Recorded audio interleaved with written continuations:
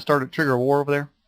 Well, it could, because, I remember seeing in Bible codes a couple of years ago where an earthquake would take the dome down, or a missile or anything that would take the dome down could trigger a war over there. So it's possible. Joe would like to know, do you have any info about the moon Lapetus, Lapetus? I don't think I've ever heard of it. Okay, well, Joe, if you'd like to clarify on that, maybe she can help you.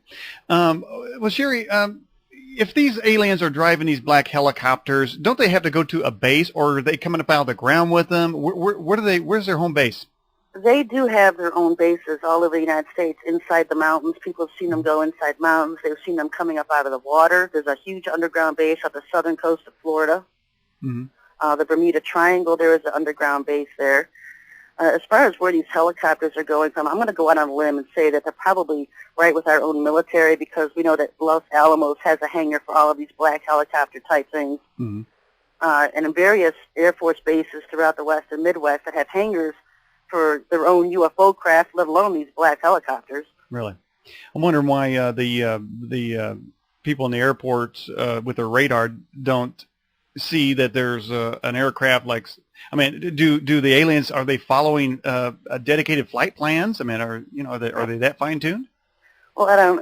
I wouldn't know. I'm sure that they can't talk about it. I mean, pilots won't even talk about what they see, or they'd lose their license.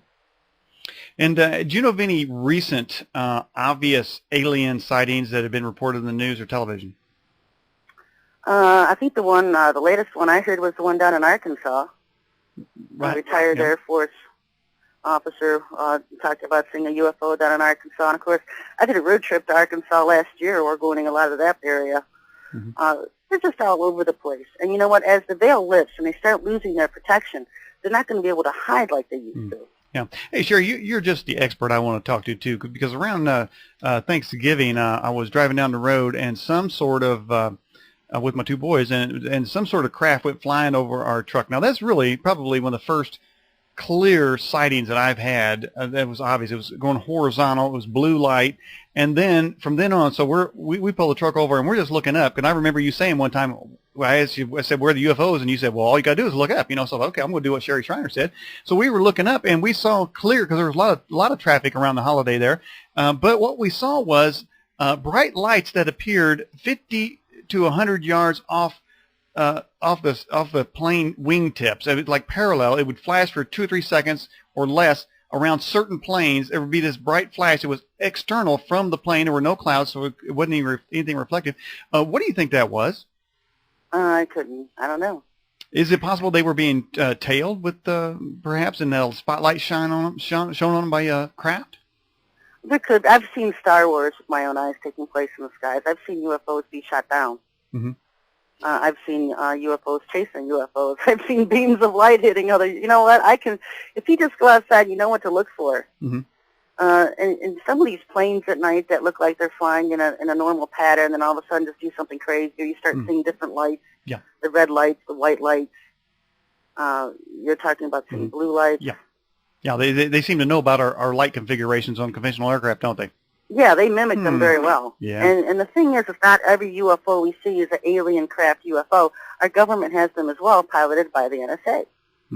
Whoa. And so you don't always know, is that an alien or is that one of ours with a GE motor in it? Sure. Crazy, man. Okay, how about this here? Jeff from New Mexico wants to know, what do you think about the merger between the U.S., Mexico, and Canada? How does that fit into the alien agenda? Are they wanting the three countries to merge? Well, that's more like the Illuminati plan to break the world into 10 regions. Yeah. So it's just another agenda. I mean, the country's already in 10 regions, isn't it? So that seems to be a standard. Well, the North American Union would be like region number 1, or it's number 3 under their plan. So we'd all be one region. So there'd be no borders. Have I been hearing some musings from Democrats who now took control of Congress? I thought I heard a couple of them say that they wanted to end NAFTA. Well, they'll say that, but they don't do it. Oh, heck no. No, that's just a teaser, I was just reading how the Mexicans now have the green light to travel our highways. 100 different trucking companies. All right. Somebody wants you to ruminate on this vision they had. Jerry, I had a vision of a coming comet. It was clear and in color. It had 2 lines of fire running along its surface. It seemed to be heading toward the sun because the front of the comet was illuminated. Could this be Planet X in their vision? Well, people call Planet X, the Colburn Bible refers to it as the Destroyer. Mm-hmm. I refer to it as Planet Rahab. Other people call it Nibiru or Planet X. Mm-hmm. When it comes, and I do believe it's coming, I think it'll be more visible probably around 2009. Oh. Could be around, people are starting to see it now. I get pictures from down under, and, when this thing can be seen when the sun's rising. So, was it a planet? Is it a comet? It's right now, I'm not sure. People say it's a comet, but it's most notably known as a planet. Yeah, well, I guess that's the debate what it is, and you're right. I've heard those different names for it. The Destroyer, is that a biblical term though? Or the Destroyer. Well, you're thinking about Apollyon and Abaddon, and pretty much it's the same thing, because when Planet X comes, it's going to fulfill everything that the Lord said the day of the Lord would fulfill. And the day of the Lord is not one day, 24-hour period. It's an era of time. Mm-hmm. So think of the tribulation period, the last half of 3.5 years, as the day of the Lord. And when this planet comes, I mean, I've been warning on my site. It's full of aliens. It's full of these Anak giants returning to Earth. There's going to be a complete alien invasion here on Earth. Mm-hmm. And it's going to possible pole shift as a result. A lot of disasters, earthquakes, tsunamis, anything you could think of as a result of this planet coming in that will destroy the Earth. Hmm. Sherry, have you ever donated to Benny Hinn's ministry? No. Or gone. Whoa, that'll take care of that here, won't it?